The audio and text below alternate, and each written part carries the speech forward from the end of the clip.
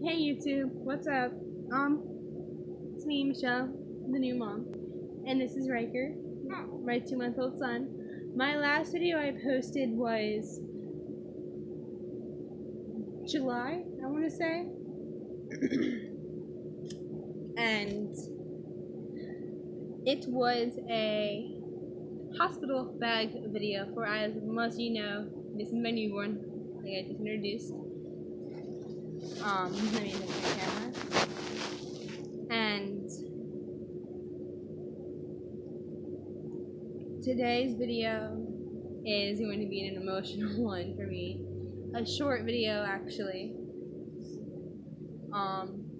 of my labor and delivery story, and also some of the things I did use that I packed in my hospital bag, because there was quite a few things I didn't use.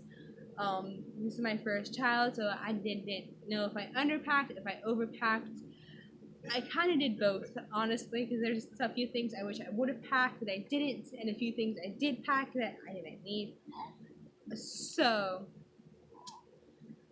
let me go ahead and put him down, and then we'll get on with the video.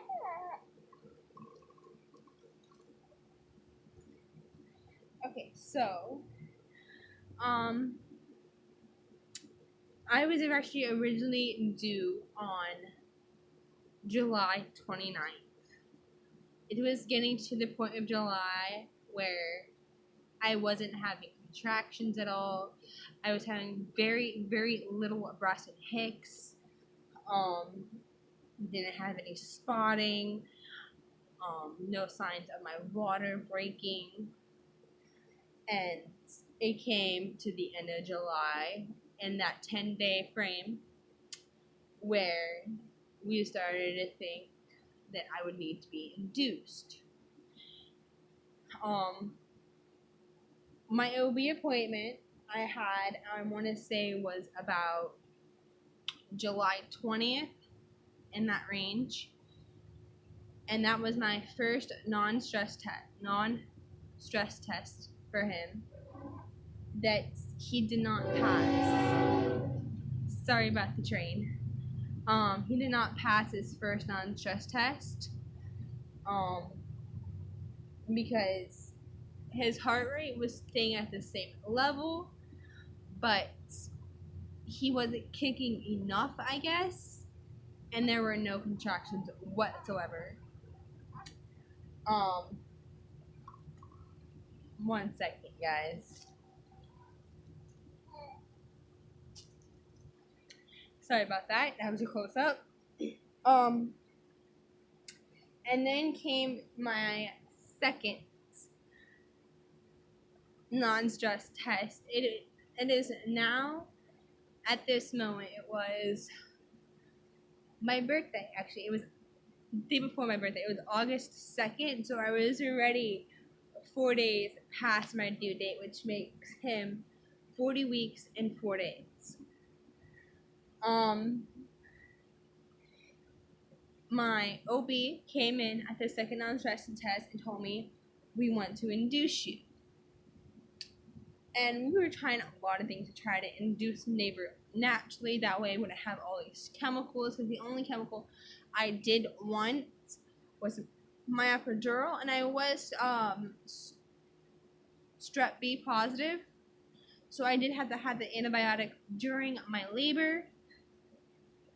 So it is now August 3rd. And I'm waiting for a phone call for them to tell me, hey, you can come in now, but I never got it. I ended up calling them, and it turns out there's a lot of women already either being induced or went into labor that same day on August 3rd. So they're like, okay, we want you to come in as soon as possible because you're already overdue.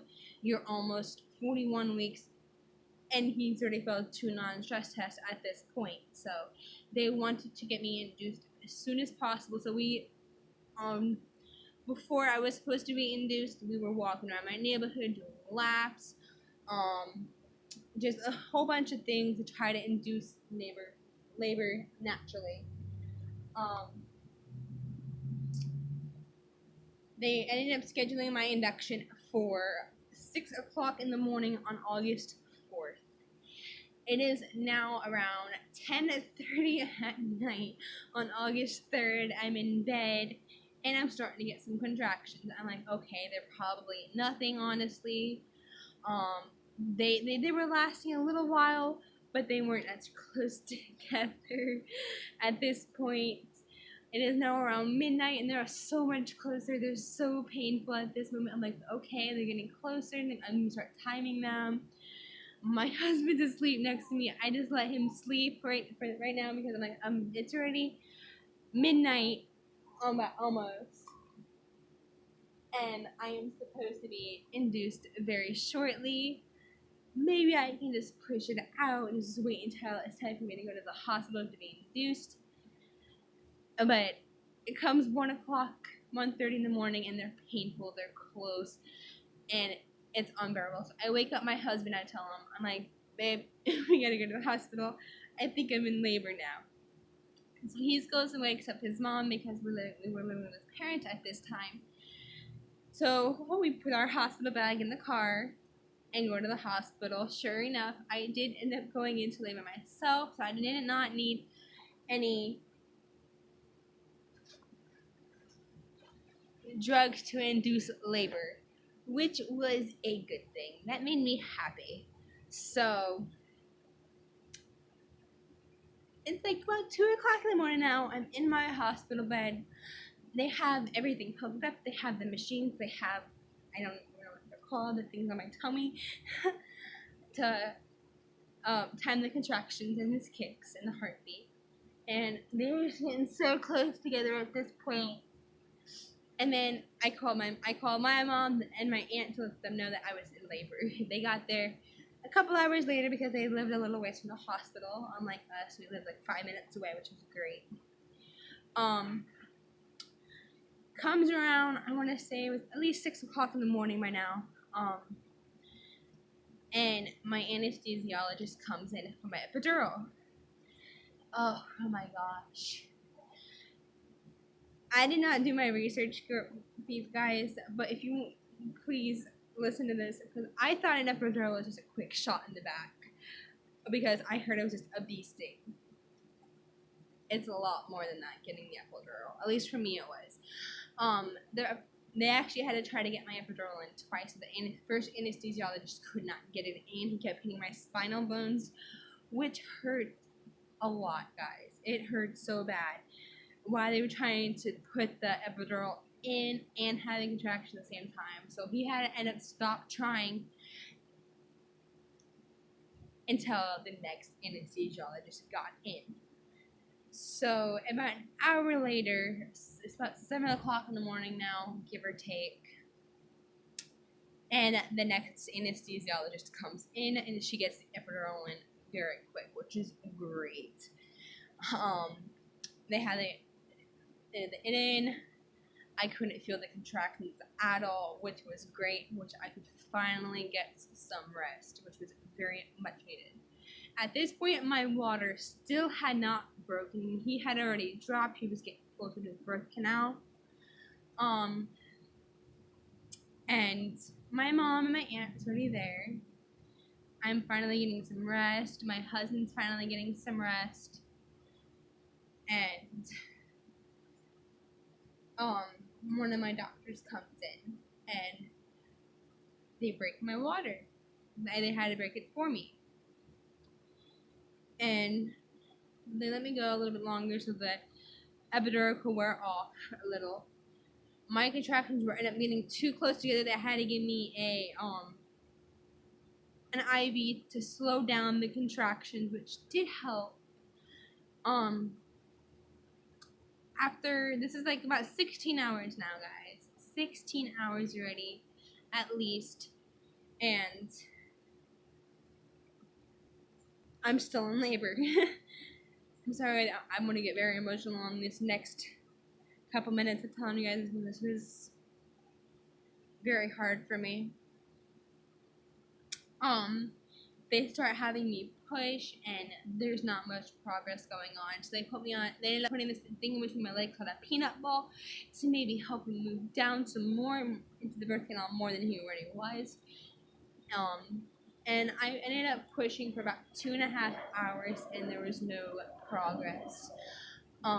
The same doctor that broke my water ended up coming back in to check where he was, and he realized that my son had turned and his head was actually stuck underneath my pelvic bone. And they told me that if I would have kept pushing any longer, that my son could have died.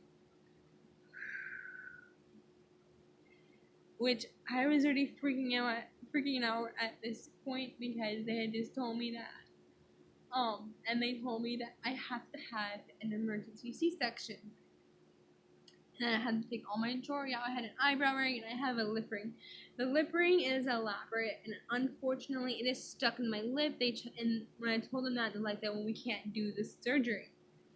Now I'm freaking out even more, because they told me my son could die if I push, and then I can't have the C-section. And I was fired up at this point, guys. I was fired at this point.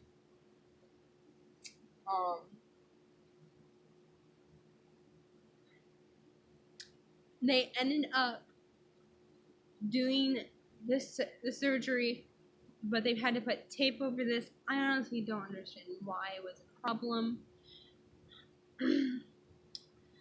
But they put tape over it, and they ended up doing this surgery. And something I won't forget is when my husband came in, sitting next to me. He's terrified. He's crying because he thought he was gonna lose me or my son or both of us. My son was born at 3:50 p.m. on August 4th, 2018. He came out weighing 6 pounds, 6 ounces, and he was 21 inches long. He was an amazingly healthy boy. It ended up taking them about an hour and a half to sew me back up. Once I got back into the room, I was exhausted. I was tired. I was in pain. I had just underwent some major surgery. For moms out there who have had C-sections, you know what I'm talking about of when you get back into that room. And it was a very scary experience for me.